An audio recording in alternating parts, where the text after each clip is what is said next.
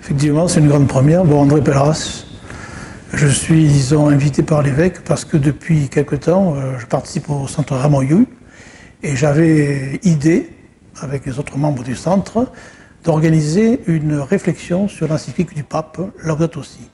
C'est parce qu'il y avait ce projet de faire un spectacle ou une représentation que l'évêque m'a demandé de participer à Lourdes à la conférence des évêques de France, car effectivement, les 2 premiers jours de la conférence où étaient invités les laïcs, 2 par diocèse, le sujet majeur de cette conférence était justement l'écologie intégrale dont parle profondément l'encyclique Laudato Si.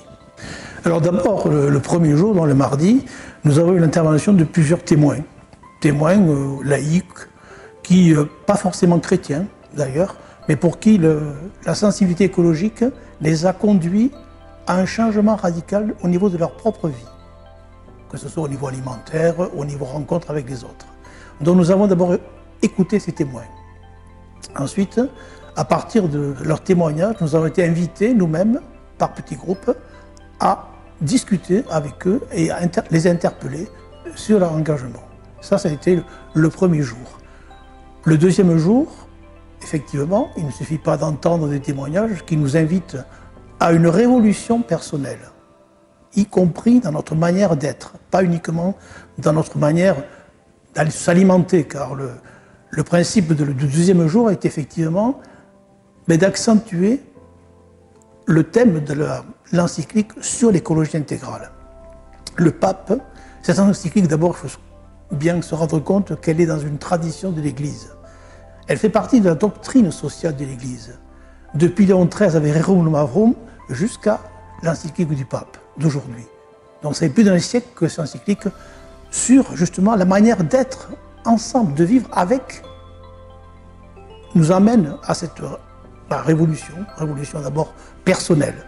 Car l'écologie intégrale, le pape parle même du péché écologique, c'est-à-dire de cette non-prise de conscience de chacun de ce que nous malfaisons par notre manière d'être et de vivre avec les autres, par notre manière de consommer, mais par notre manière aussi d'être en relation avec les autres. L'écologie intégrale, c'est une écologie de la personne. Ce n'est pas uniquement sauver la planète, certes, mais si nous sauvons que la planète, sans sauver l'homme, voilà l'objet de cette rencontre, de cette journée. Et le lendemain, nous avons approfondi avec 2 intervenants, dont Fabien Revol, qui viendra d'ailleurs le 19 juin ici à Perpignan, faire une conférence sur Laudato Si, et sur une théologienne aussi de Paris, Elena Alcida, avoir la possibilité, avec son évêque et Ronan, qui est un agriculteur d'ici, de vivre cette synodalité à Lourdes. C'était une grâce aussi. Bon, par les célébrations, vous imaginez une célébration avec tous ces évêques. Et je ne remercierai jamais assez Monseigneur de m'avoir invité. Car pourquoi m'inviter moi, alors qu'il y a tant de témoins ici, dans le département, qui auraient mérité d'y participer? Pour moi, j'en ressors avec une obligation d'aller au-delà de la conférence. Mais moi, je suis interrogé à l'intérieur de moi-même. J'ai envie d'aller au-delà de cette manifestation et de cette conférence. D'ailleurs, le pape a prévu en septembre une journée. On ne peut pas en rester uniquement à une représentation qui est une prise de conscience, mais cette prise de conscience doit aboutir, doit amener à des réalisations concrètes, simples peut-être. D'ailleurs, des propositions ont été faites, des jardins partagés, peut-être avoir plus de soucis des plus pauvres. Bon, il existe déjà le Secours catholique et d'autres organismes qui font, mais nous avons peut-être à œuvrer ensemble à cette révolution intégrale que nous propose le pape, qui va au-delà de la révolution verte.